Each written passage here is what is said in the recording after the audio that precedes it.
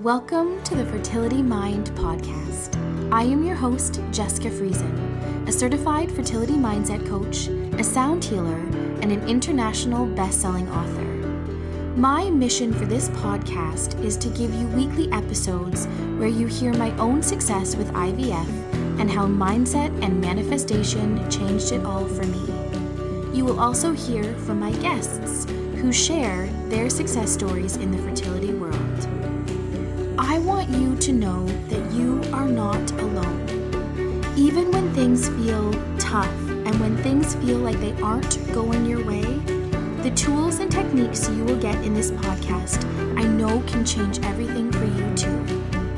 So thanks for being here with me today, and let's dive in. Hello, and welcome back to another episode of The Fertility Mind. I have a special guest here today, Michelle Pfile. Her and I connected in 2018. I actually sought her out from her Instagram stories because she was a Beachbody coach, and I just loved everything that she was doing.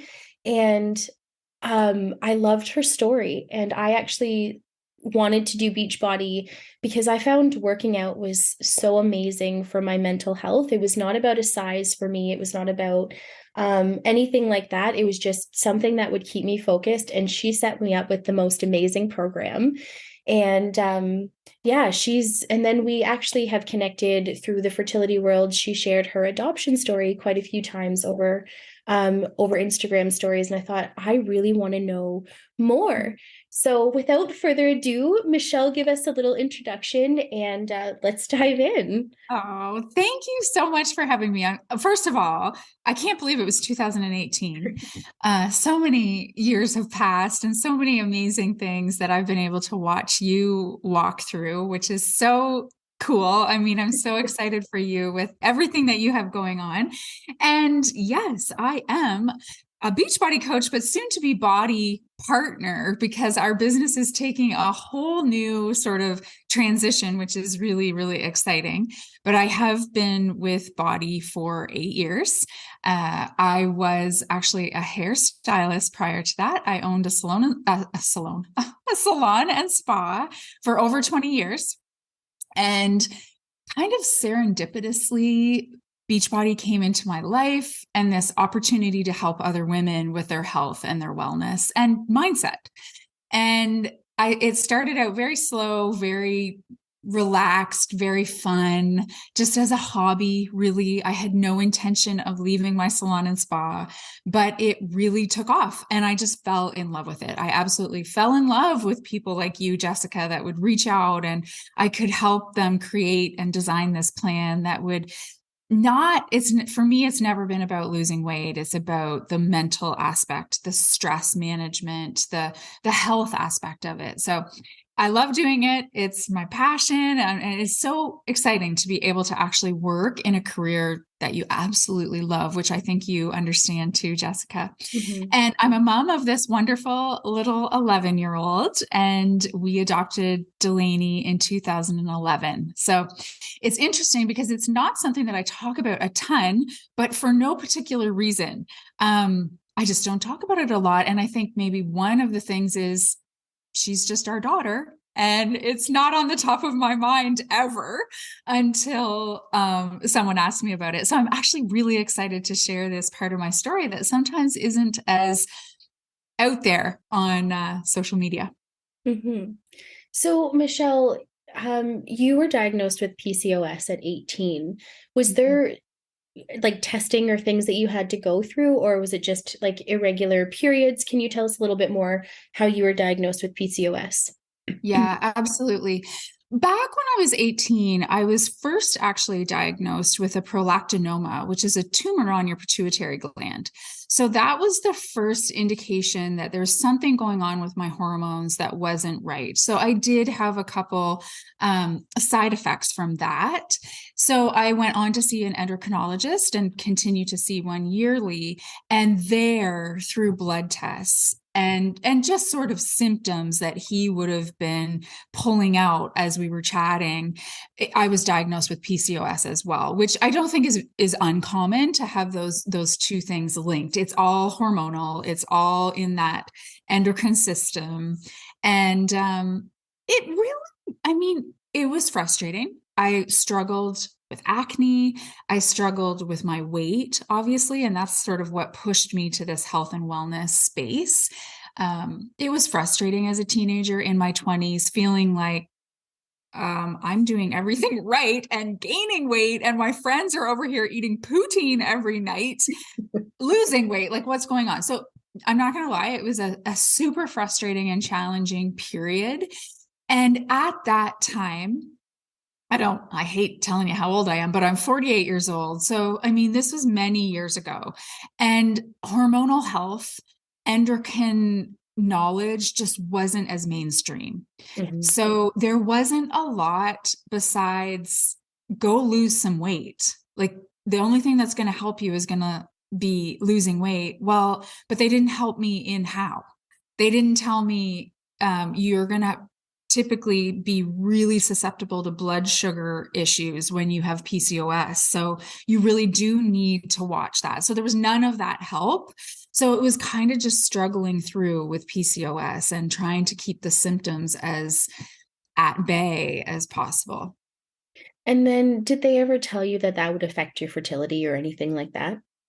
They absolutely did. In fact, I can remember being at the doctor by myself, which was unusual. I'm not sure why I was at the doctor, the specialist, by myself when I was 18. And my mom cannot understand that either. But anyways, when I found out I had PCOS, I was on my own. And that is basically what they told me. You need to lose weight, and you most likely will never have children naturally. And left this 18-year-old. And I can remember driving directly to my poor dad's office and landing this bomb on him. And he just didn't know what to say. Obviously, like, your 18-year-old comes in and says that. But the sad part back then was we just weren't given the tools to walk through this, because PCOS is not a license to no children. There Mhm. are lots of things that we can do now to really help us walk through PCOS and have tons of natural, beautiful pregnancies. So it's not like it shouldn't, and I'm sure it isn't talked about in this way anymore. It was just so many years ago. They were doing the best they could with the knowledge they had at the time. But yes, that was really, I walked through my whole 20s feeling, and a lot of my 30s feeling like I will never be able to have children naturally. So maybe I don't want kids. Like, it's funny how your mind plays a lot of like funny tricks on you. I remember being the person that's, I don't want kids anyways. I'll just be a career woman. So I kind of had this shield up because that's what I was told. Yeah. So then let's fast forward it. Now you and Terry are married and talking about having kids. So what happened then? So I went to the doctor, my family doctor, and we had just recently been married, and we actually weren't talking about having kids yet. This Okay. is the funniest part. When we first got married, like, of course we knew we typically probably would want children, although I didn't want to talk about it very much because I thought it was going to be not a possibility. Mhm. Um, so I went to the doctor, and she said, you might want to get to the fertility clinic now and just start working on this now because of my PCOS. And Okay. I was like, oh, well, that's going to be awkward conversation with Terry to just say, we should just go to the fertility clinic now because maybe possibly someday we want a kid and we just want to make sure it's all going to work. But Terry, being Terry, is such a gracious, kind man that he was all for it. Like, he was like, okay, well, if your doctor says that's what we should do, we should do that. We should get this like rolling. So I remember going to this clinic and sitting there, and lots of your listeners are going to understand and remember that first visit at the clinic, all the forms you have to fill out. And I remember answering the question, how long have you been trying? And Terry's like, so how long have we been trying? Because the answer was not, we weren't, we were just here because we were told to come. So it's actually like a really funny experience. However, the more our fertility doctor started digging into our story, out came something from Terry's past.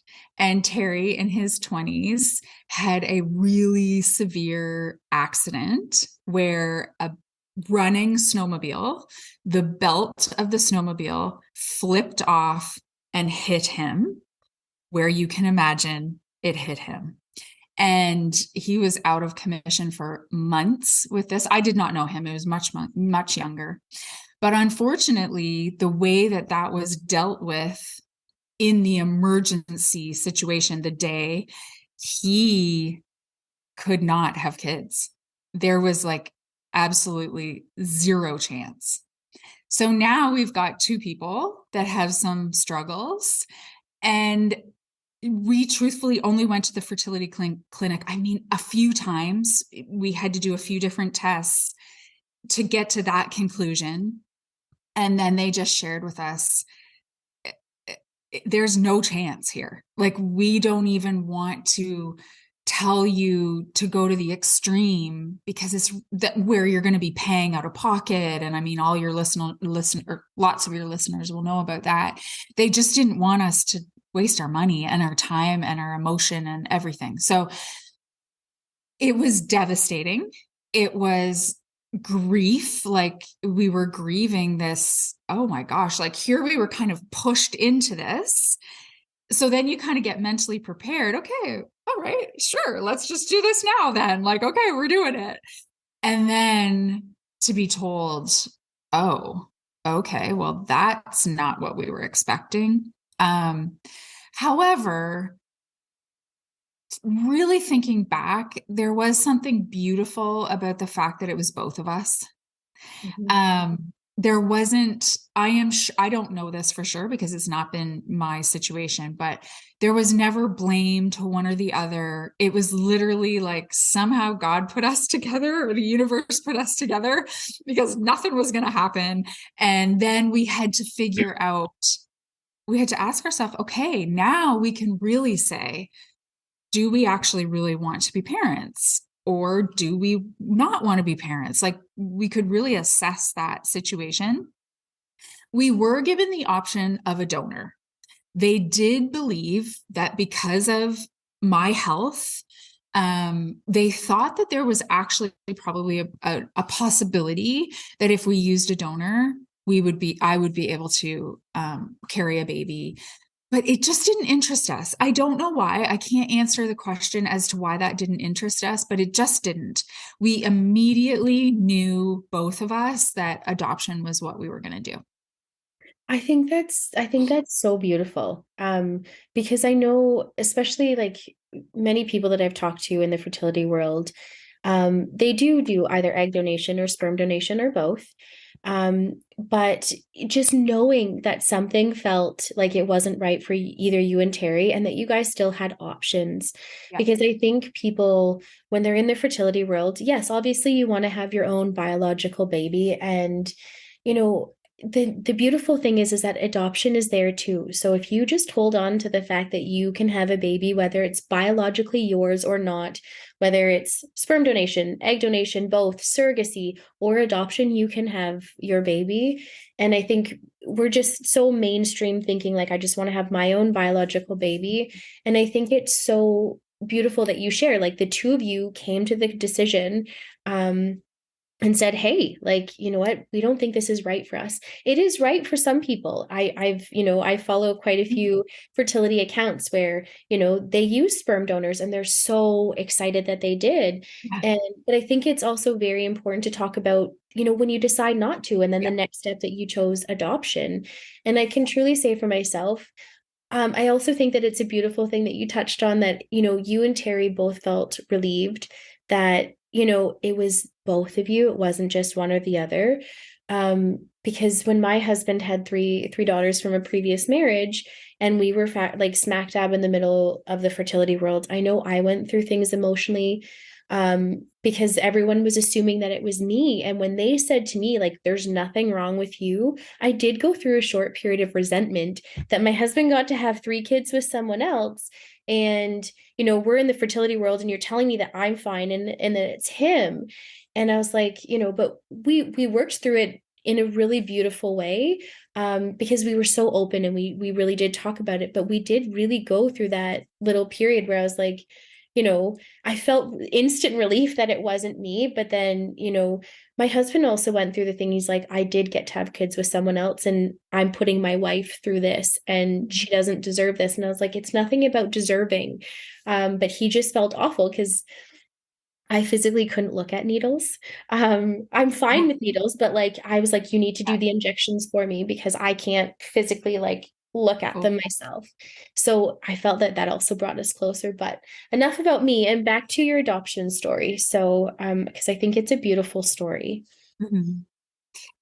Well, what can we talk about adoption? What do you have specific questions about adoption, or you just want to share my story? I think I just want to share your story because I Okay. don't I think anyone that doesn't know anything about the adoption world, not just myself, but like anyone that's thinking about going into it might not Mhm. necessarily know the questions to ask For or sure. like how it could happen or things like that. So I think Mhm. you just sharing your story, Yeah. unfiltered the way you want, I think is perfect. Sure. Well, I love our adoption story, and it had many twists and turns. And what I always like to make people aware of is you maybe didn't hold a baby in your body and go through all those physical things that women who are expecting are, but you go through everything as difficult and as beautiful in your heart, because an adoption story has many ups and downs and twists and turns to it, and ours absolutely did. So we made the decision to adopt, that was going to be something that we wanted to, a road that we wanted to travel. And luckily, I had a friend at the time who had just adopted. So amazing. I could reach out to her, and she put us in contact with a social worker. So you do have to work with a social worker that is licensed to do private adoptions. Now, in saying that, we chose a private adoption. That's something that we were really,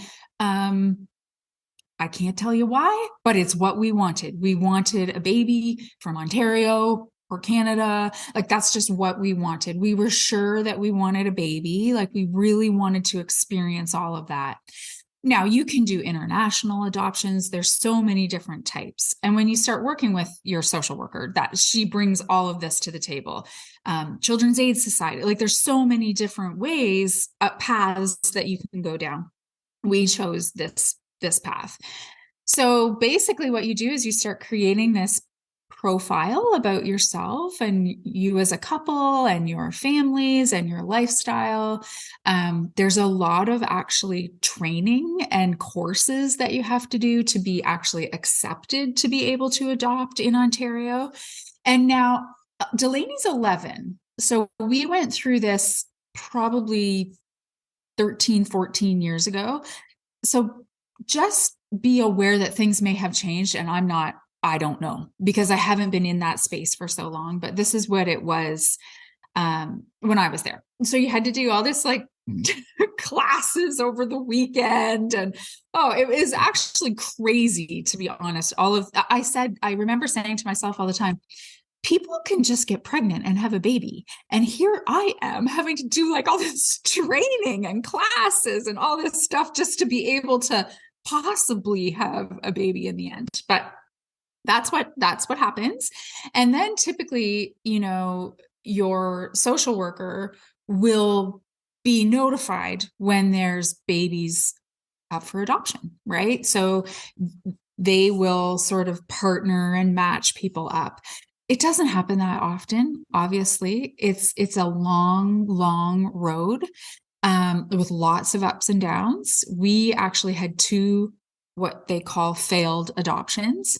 So the first one, we were matched with a woman and she changed her mind at the hospital, which of course, I mean, who couldn't see that, right? She has her baby and she changes her mind. So, we didn't have a strong connection with this woman, but your hopes are definitely elevated. You know when the baby's coming. And so that was defeating and deflating for sure. And then you kind of start back at square one. And then the next time we were matched with beautiful family, a beautiful woman who was expecting. Her family was beautiful. We actually spent a ton of time with her and her family prior to the baby being born. There was just a little bit of conflict with the birth father.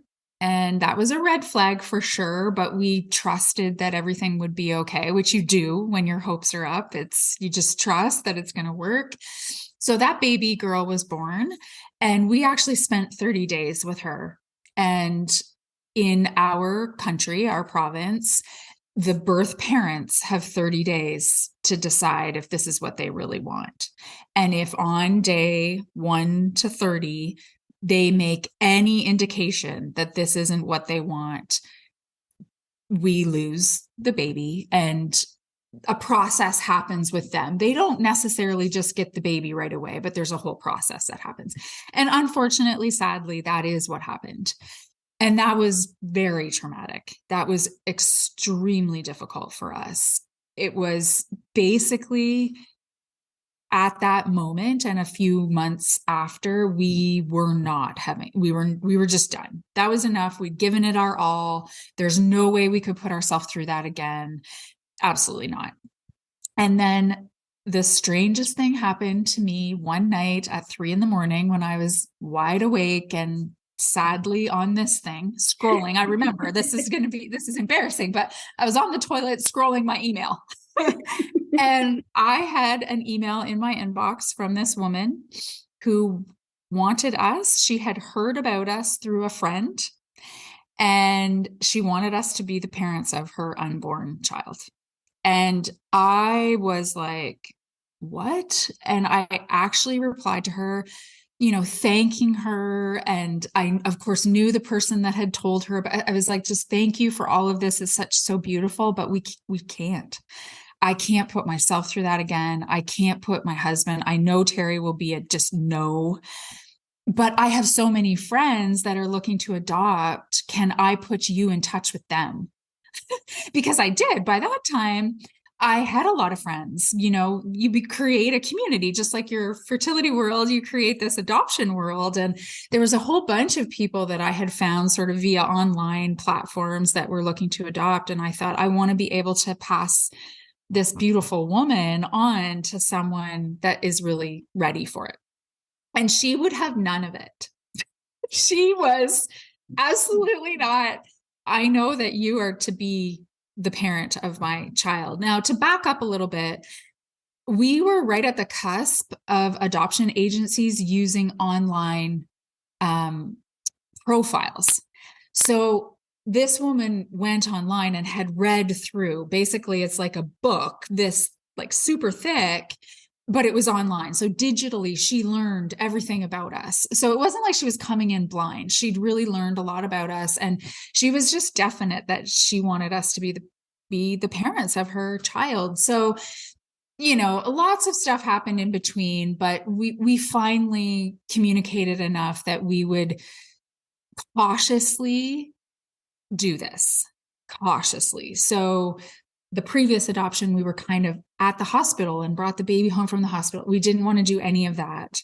We would stay away until what happens in adoption is there's a 10-day window.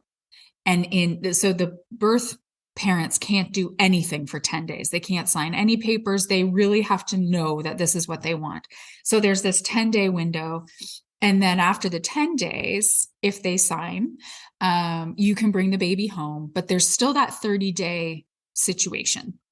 So didn't want anything to do with it for 10 days. We just couldn't put ourselves in that position. So she was connected with us though. She, emailed me when she went into the hospital, emailed me, it's a little girl, emailed me because Delaney, at the time, no name, was going to a foster home. And that's where she would stay for the 10 days. And the foster home was in the same city as where Delaney's birth mother lived. So she was welcome to go see Delaney whenever she wanted. We were as well, but we didn't until day 9. So day 9 came, and Peggy, this beautiful foster mom, she called me and she's like, you just have to come. Like, it's all going to be fine. You guys have to come and meet Delaney. So we did. And it was an interesting, because we were so guarded. I can't tell you that, oh, I just fell in love with Delaney the minute I laid eyes on her. To be honest, she was this dark, jet black hair. And I was like, what is this? This just was not what I pictured. Like, it was just like this really weird experience, because you know how you have a picture in your mind, and this just wasn't. And you were in this foreign home, and there was just like so much around it. But we spent a couple hours with her there. And then the next day, her birth mom signed all the papers, and we all came together at the foster home. So Delaney's birth mom and her mom. So Delaney's birth grandma, Terry and I, the foster mom, and the lawyers, we were all there together, and we brought Delaney home. And, that's where we got to tell them what we had named her. And there's a funny story along with that, but I don't know if you want me to share that. But it's just an interesting, Delaney's birth mom and I were in the bathroom changing her clothes out of the clothes from the foster mom into the outfit that I had brought for her. And it was just a beautiful, selfless, like in the part of the birth mother, it was just a beautiful exchange. I don't know what other word to describe it. And, of course, there was that 30-day period that we were still pretty guarded, but it's pretty hard not to fall in love with this little creature. And we felt pretty comfortable. I had got to know Jocelyn, or my Delaney's birth mom, well enough that I really did trust that this was all going to work out really, really well. And it has. It's been really a beautiful experience. And, it's Delaney's our daughter. Like, I mean, I've never had a child naturally, but I don't think it's possible that I could love anyone any more than I love her. I am her mother. It's this nature versus nurture. And I think it's actually a beautiful combination. I'm sure there's things that she does that is very much like her birth family, but there's many things that she does and acts and all this stuff that are definitely, my family and Terry's. So it's really it's a cool experience. I think that's beautiful. I think it's amazing that you share that you had a baby in your care for 30 days and then you didn't. Because I think that's important for people to listen and hear, because if you've never been in the fertility world and then you enter the fertility world, or what, some people go right to the adoption world because that's what they want. They have no idea what they're getting into. And you can go into blind situations where you don't necessarily know that this could happen. So thank you for sharing that. I think it's so important for people to know how babies can come into their life, whether it's they're 11 days or 12 days old and you get to bring baby home, or maybe you adopt a toddler or a teenager, whatever it is that you do. Mm-hmm. But I think there's such a beautiful part about your story. And so how, like, Delaney, like, did you ever explain to her that she was adopted, and how did she deal with that? Yeah, I'm glad you asked, because this is a question I get all of the time. We decided that we would have an open adoption. So you can kind of decide this with your birth family, whether it's going to be an open or closed adoption. So to us, open means I just always know how to communicate with Delaney's birth mom if I need her. I do believe that at some point in time, Delaney is going to say, I'm ready. I need some answers to some questions that I just don't have the answers to. So we have a really great email relationship. We chat all the time. Delaney has just always known she's adopted. There's a picture of her birth mom in her room. She's never asked me about that picture. It's just really funny to me. I'm like, Delaney, there's this random woman in your room. I can't believe, like, so obviously she knows who she is. But because she's never, ever said to me, like, who is that? Because we've just always talked about it. So if I am emailing her birth mom, which I typically do on Mother's Day and Christmas and Dee's birthday, and she sometimes I'm the first email through, or sometimes she's the first email through on those special days. So we communicate that way. And when I'm writing it, I tell Delaney, and I just always have when she was 1 years old, and now that she's 5, 11. And then her birth mom will send me something, and sometimes she sends pictures of her dogs or where she is, and I'll say, Dee, do you want to see so and so's picture of her dogs? And sometimes Delaney wants to, and sometimes she doesn't. Like, up until now, she's been quite uninterested, which is totally fine. I never push it. I just always, because there's always comments here and there in your life, right? I mean, the funny one for Dee and I is when people say we look alike, and we're like, oh, really? That's a miracle, like actually a miracle. So it's kind of like our inside joke. Or people at school, her friends at school obviously know that she's adopted. And so she'll come home and say, someone made fun of me because I'm adopted. And I'm like, well, how does that make you feel? And she's like, well, they're just idiots. Like, so she's kind of, I think, and not tooting my own horn, but because we just always talked about it.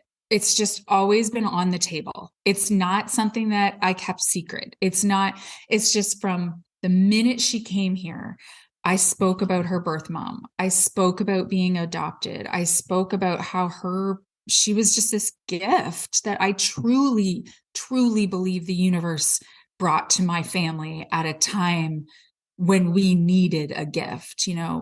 Part of our story is my dad was diagnosed with stage 4 terminal cancer a couple weeks before Delaney was born. And we needed some hope. Like, because when he was diagnosed, everything was bad. We just lost this baby. It was like, are you actually kidding me? Like, I can't have anything. So it was like this beautiful gift from God or the universe or whoever you want to believe in, that came to our family. And that's how we tell Delaney, like, she is very special. Like, it is just how she came to be a part of our family, and how she's just been this beautiful gift to us. And so I don't know, I sometimes think, well, there's going to be a time when she's going to really want to talk about this and like really get to the root of this story. But I don't know. I've spoken to so many people that are adopted, and some of them, yes, they want to go visit, they want to go find out all the information, and some no. And there doesn't seem to be any rhyme or reason to it. It's not like they were parented, well and not well. It's just each individual person. I think that's amazing. And I love how you bring like the universe or God, spirit, creator, whatever anyone resonates the most with into it, because I like just when you said like, Delaney's birth mom had emailed you and was like, I want you to be the one. I just feel like, there's always these little things, these little nudges in our life. And if you're really listening, it will find a way to happen. Um, and I think it's beautiful. Like you and like you mentioned, like you and Terry weren't open to the idea at that moment. Like that moment, things were tough. You were going through stuff with your dad. You had just lost a baby, and you're like, no, this isn't going to happen. And yet here you have her 11 years later. And I love watching your stories on Instagram. I love watching like skating and all these things. I'm like, oh, she's so happy. I love this. She is. And I know your universe manifestation, all that kind of stuff. I do believe it played a huge part in this story, because even though surface level we were saying no, I still envisioned every single day that I had a baby. Like, I just knew that I could feel it. I would spend time imagining it. And I know people can think that sort of stuff is woo, but I'm telling you, all of the really magical things that have happened in my life, I can trace back to me envisioning them and me spending a lot of time thinking about them. I mean, I had that nursery planned. Specifically, I can remember in that 30-day period where Dee was at our house and I was refusing to decorate. Like, everything was borrowed. We had to be really guarded. But I can remember sitting in this rocker envisioning this is how it's going to look. That closet's just going to be absolutely full of pink. Like I just envisioned every little step of it. And I think it works. Like when you have this belief and this desire and you're willing to really lean into it, even when all the cards are stacked against you, it really it helps the cause. It's not going to hurt it, that's for sure. Thank you. Thank you for, and I say that wholeheartedly because I know a lot of people do think like manifestation mindsets far too woo-woo for them. But I think honestly, I agree with you. In my own journeys, it has played such a massive part into my life, and not even just in fertility or babies. Many synchronicities have happened into my life. So when I found you on Instagram, my husband and I were going through a season. Not, we knew we were strong in our marriage, but there was just a lot of contrast, a lot of things just going Mhm. on in our world. And I don't even know how we connected on Instagram or how I started following you. That's still Who a knows? sign to me. I don't That's remember. magic. But I just remember you like watching your stories, and I was like, I need to know so much more what she's doing. And then when you talked about Beachbody, I said to my husband, I'm like, I miss, having something just for me. At that point, I was a stay-at-home mom. And 5 kids in your house is a lot. Yeah. And starting to enter the teenage phase and everything else with 2 babies at home. Mhm. And I felt incredibly isolated, just because, again, a lot of circumstances that were going on in my life, and I didn't feel comfortable sharing things that were going on because of judgments or things like that. Again, it was a lot of mindset, a lot of stuff that was going on internally. And when you set me up with the Beachbody program, like from the first workout that I did, I felt like a different person. And I was like, how did this like come into my world? But it really did come in at the perfect time. And that's what I mean. Like mindset and manifestation can come in different ways, because I was actually asking for my husband, I'm like, I need an outlet. I need an outlet. And Mhm. boom, Michelle's Yeah. on my Instagram talking about Yeah. Beachbody and working out and mental health and things and doing those workouts. Again, I'll reiterate, it was nothing about a size. It was nothing about that. I thought I want something just for me. It's my outlet. And I felt so different when I did my workouts. I looked forward to my workouts. I looked forward to the community that you had created. And I was like, there was accountability. There was so much in there. And I was like, I felt like something grander than me was speaking to me, telling me I needed to be part of this community at this point in my life. And and we've connected on so many different ways now. Like we've connected through the adoption slash IVF slash all these other things. And, I just think all the right things. And, I remember watching one of your stories, you were writing one of your manifestation journals. And I was like, where did you get this journal? And I bought it, and I've now since connected with Kathleen, and I Kathleen, studied under her. I got my coaching under her. But that's so what I cool. mean. Like the universe will pop things up even when you don't feel ready for you. And, I think it's so important that people, when you're open to something or you become aware of where your thoughts are, like, yes, you and Terry at that point in your journey were like, no, but you were still thinking about a baby, Yeah. um, which I think Yeah. is That's incredible. And like following those nudges, right? mhm, It's so easy. And women, as women, we are so busy and so stressed and so many trying to make everybody happy and not ever thinking about ourselves first. But it's so important to at least have a period of time in your day where you can sit and actually be aware. Like, kudos to you, Jessica, because you were aware I need something.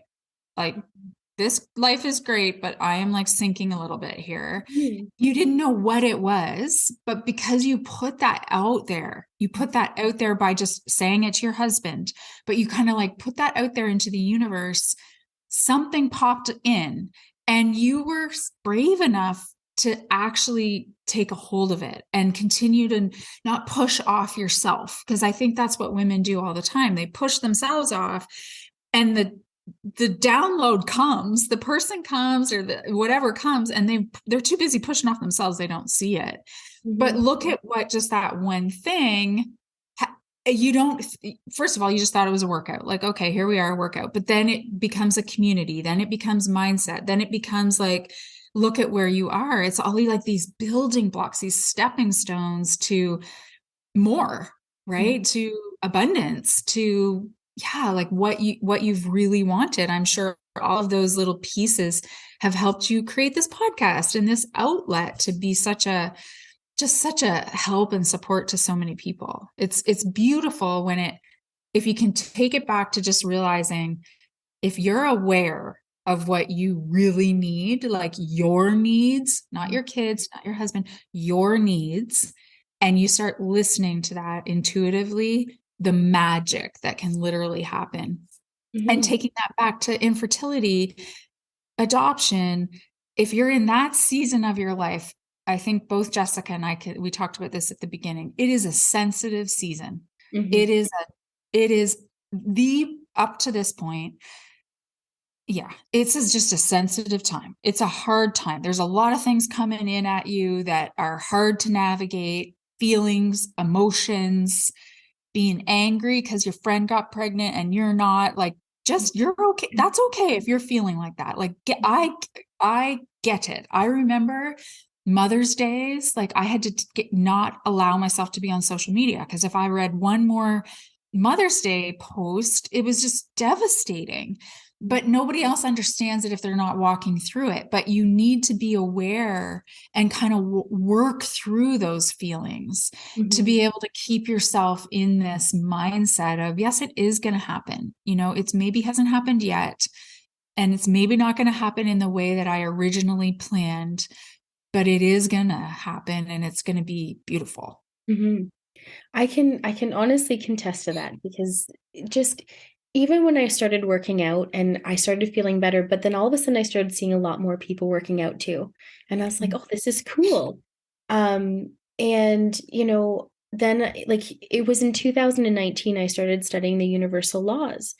And it honestly, I don't feel like I would have been open to that if it wasn't for me doing workouts and just changing my mental health. I just knew like I wasn't diagnosed with depression, and not that there's anything wrong with any of that at all. I just knew for me, something inside of me just didn't feel right. And I loved being at home with my kids. And I was in a phase where I knew I should feel grateful. And I was feeling grateful, but there was still a piece of me being like, I need something though. Something is just not 100% with me. And when I started working out, I started becoming more open to other things. And I started seeing like law of attraction posts and different things. And I knew that you had your morning routine, where you journaled and you did things. And I started journaling because sometimes I couldn't make sense of some of the feelings that I was feeling. And then, when my twins got very active, I didn't have time to sit and journal. So I started doing voice memos. And as I would talk through them, I was like, oh, this is what I'm feeling. This is what I'm doing.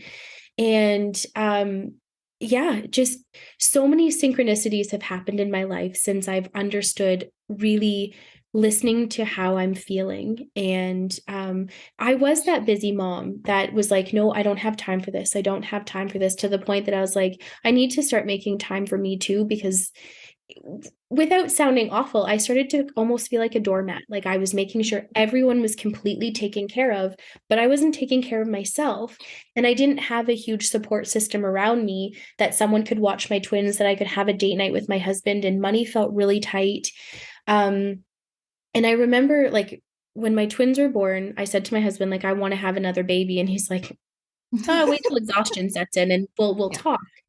And then money got really, really tight for us. And then having another baby was off the table. I sold all my maternity clothes, or donated maternity clothes. I sold all my baby items.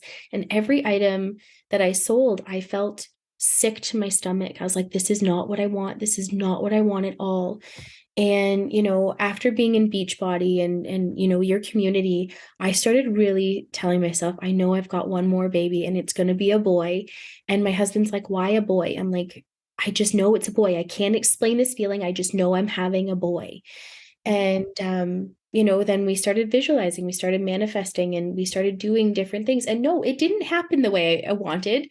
I didn't want a 5.5 year gap between my kids, and an even bigger gap between my stepdaughters and my youngest. Like I literally have a 20-year-old and a 2-year-old in my house. Like that's a huge age So difference. I've got crazy. someone in university and someone in diapers. Like crazy.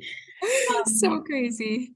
but, I really do believe that mindset and manifestation play a huge role in a lot of things. And I think people need to be so much more open to it because like you yourself, you knew you had a nudge that you were going to have a baby. And at that moment when things didn't feel right, you still, in a sense, persisted with the mindset, but and everything aligned the way it was supposed to happen. Maybe not how you envisioned, maybe not how you necessarily wanted, but I think it's so important that you share that part of your story too.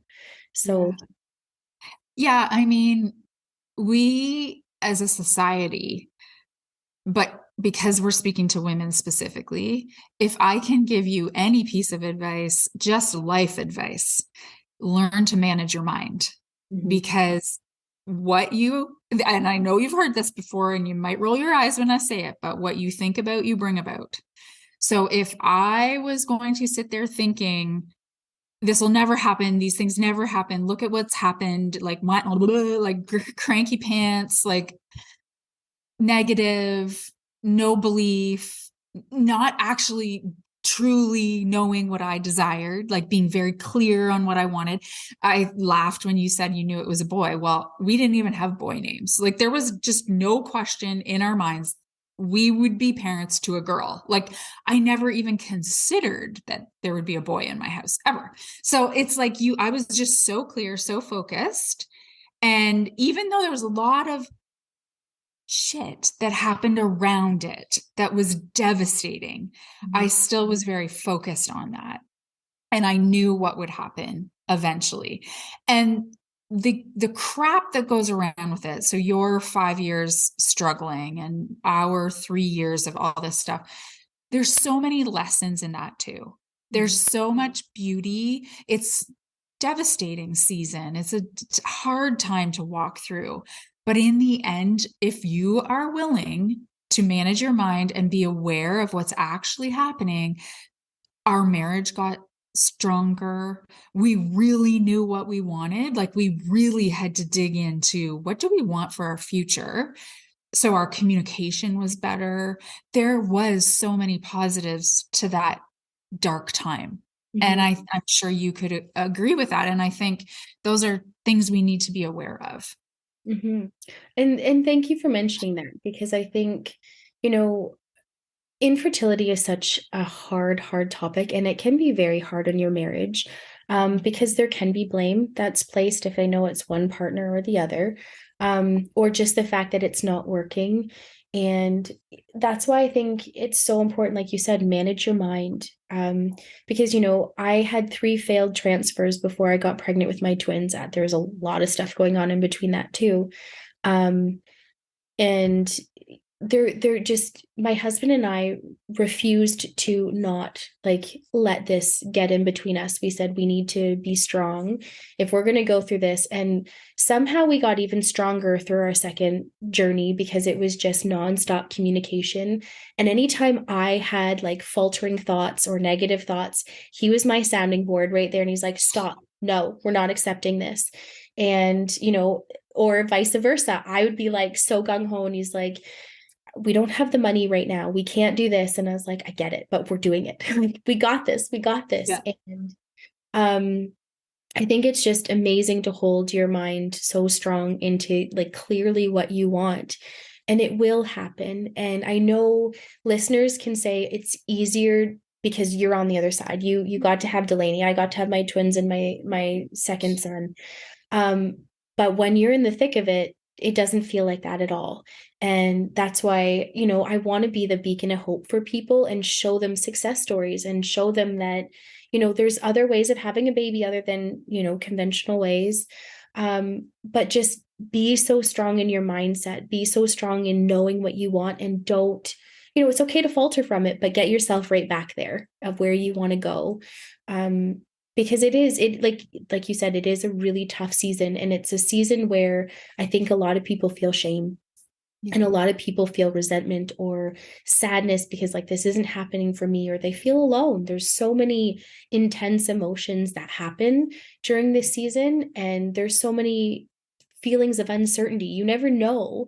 And developing that faith, that mindset that, like, this is happening for me, and kind of letting go of a time frame, I guess, it will line up. And I just thank you so much for sharing your story today, because I think it's amazing how you yourself have understood your mindset. You've gone through, not necessarily the path you wanted, but you still, at the end of the day, you've got your little girl, and Delaney's thriving. And I think it's also amazing that you've told our listeners to, to be open about adoption too, like to be open for adoption as a possibility for you, but also that you have been so open about Delaney's adoption with her, that I think, that's a beautiful thing too, that it doesn't have to be taboo like people talk about. And a Yeah, diagnosis. gone are the days that your parents sit you down at 12 and tell you that you're adopted. Like that just doesn't happen anywhere. That happens in the movies. Like that's not a normal way of doing things anymore. And you learn all of this stuff through the courses that you take as well. So there's so much support through the adoption as well, which is really, really beautiful. And just to back up a little bit, when we were talking about, how things work out, my belief is, and something that I just believe all the time, and it really helps me, is everything will work out the way it's supposed to. And I used to tell myself, if that means that we don't become parents, then we are going to actually come to that conclusion ourselves. Like we are going to see why that's like, we're going to be happy. Like I truly believe that everything works out as it should be, that either it will happen the way you want it, maybe a little nuanced there, but you'll end up getting what you wanted originally, or you will shift. And that could have happened to Terry and I. We could have shifted. I mean, I remember one night sitting on our deck saying, well, it wouldn't be terrible. We would travel. We had all these travel plans. And well, maybe then we'll just go get a condo in London, downtown. Like we actually started dreaming about the other way of life too. And there was exciting parts to it. So I think that it does always work out. I think if you're slow down and really, really, really get clear, it's always going to work out the way you want it. Not Mhm. on our timeline, though. We got to get rid of the timelines. That's the problem. Yeah, and I think that's true, because I think there's a big misconception with manifestation. Because one of the first things I was taught is, like, thoughts become things. So I really did start tuning into my thoughts. I became very aware of the duality of, like, coming in and out of, like, yes, I want this, maybe I don't. Yes, I want this, maybe I Yeah. don't. Um, but yeah, like, I think people think, okay, well, I start thinking positive thoughts, I start thinking this, so it's just going to work like that. And I think manifestation, some things can instantly happen Yeah. for you, but I think people truly need to let go of the time frame, like you said, because when you're holding this time frame, you're 100% controlling and not allowing, ease and flow to come into it, because you're like, it has to happen here on this time frame, on this. If it doesn't, it's not part of my plan. So therefore, blah, blah, blah. And I think it's so important to very much just say, you know what, if I really believe that this is going to work for me, it's going to work for me. If you believe that maybe this isn't the right thing for you, I know people that have started fertility treatments and have ended it before it got to, like, the final stage, and said, you know what, I really don't feel like this is right for me anymore. I don't, and that's okay too. I think, like you said, it's so important for people just to be so aware of their thoughts and know what it is that they really want, and don't waver from what they really want based off of something a doctor said, or based off of a time frame, or based off of other people's opinions. Really know what it is, come crystal clear with what you want, and that's okay with what's right for you. So yeah, Yeah. I think this has Yeah. been Love a that. beautiful conversation, so thank you for Oh, having me. thank you. It was actually exciting it was fun to share it because like I said in the beginning, I share it a lot. And I think it's an important one. I think infertility is happening more and more and more because of just the lives that we're living, the lifestyle things that are happening, and adoption's on the table. Adoption is something that can be just so beautiful if it feels good to you. And I know it can be scary. I think there's a lot of old adoption stories, and obviously there's always going to be positive and negative. There always are, but it can be a really beautiful journey. Thank you. I think it's important for listeners to hear that, because I think, some people just go with the next steps. They do IVF, they've done it for so long, it doesn't work. Now the next steps are adoption. And I think sometimes it's deemed of like, oh, this is the next step. I know. But it doesn't have to be. It can be a very beautiful thing. Like, you got to have Delaney as a baby. You got to experience all the things. No, you didn't physically carry her, but she is 100% yours. You raised her. She won't remember anything different. At 12 days old, you won't remember anything different. And I think that's an amazing thing. And yeah, without sounding like a broken record, I think it's a beautiful way to bring awareness to things that, might be the next step, or maybe it's not the next step. Maybe it's the first thing that you choose. And I think it's a great thing to just bring awareness to it, and also have a positive story with it too, because yeah, I feel no matter where you go, there's the law of polarity. You're going to hear great things, you're going to hear negative things, and it's just where you need to be and what you want to believe and what you hold to be your truth. So absolutely. Well, thank you for giving me a place to share this. It makes me think, okay, I think I need to talk about this more, because, you forget when you get out of the space of wanting children and you kind of, that's old news. Like, I did that, but you forget that there's so many people struggling and searching and wanting to hear different positive stories that are so important. So I would just end with, like, if anyone has questions like that I didn't touch on, there's lots of pieces to that puzzle that I didn't talk about. But so please reach out to me just on Instagram. I am open book, love helping people with this. And if I can bring clarity to anything around adoption, I would absolutely love that. Or PCOS, I can also talk about that. I've been living with that for a long time. And actually, I'm so much more aware of it now, of how to handle it. And I'm actually heading into perimenopause, so it's not even going to be a problem anymore, but I can probably help people way more with that now than I could, 10 years ago when I was really in the thick of it myself. So, but thank you so much for having me. Thank you. Again, I think it's so beautiful. Yeah, I'm so excited that we have connected. I'm excited that we've come into each other's lives. And yes, I myself am out of the fertility world actively. My family's complete, but it is on the rise. And I think it's so important for people to have open conversations, because truly, when I was in the fertility world, when I first started, it was such a negative place. And then I went back in 2019 and it almost seemed worse. It seemed like there was far more judgment, but more common of people in the fertility world. But it was just still, it was like that taboo, that shame, that whatever people were feeling. And I just thought, we need to talk about this. We need to really talk about this, because you know what? It happens to so many more people than we are even aware of, and just having a place to go. So, listeners, check out the podcast notes. I will have all the links to Michelle. If you're interested in a Beachbody, if you're interested in PCOS questions, if you're interested in learning more about her adoption story and having any questions, please reach out to her, because like she said, she's an open book and she's an absolute beautiful soul. So thank you for listening to today's episode. Thank you, Michelle, for being part of it. It's been such a great conversation. I know our listeners are going to have, they're going to get a lot from today's conversation. So thank you. Thank you. Thank you so much for having me. You're very welcome. So again, listeners, check out the podcast notes to all the links to Michelle. And if you have anything you want to connect with me, it's all right there. And have an absolutely beautiful day and week.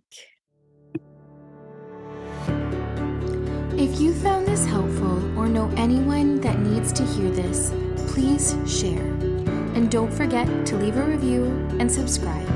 In love and gratitude, Jessica.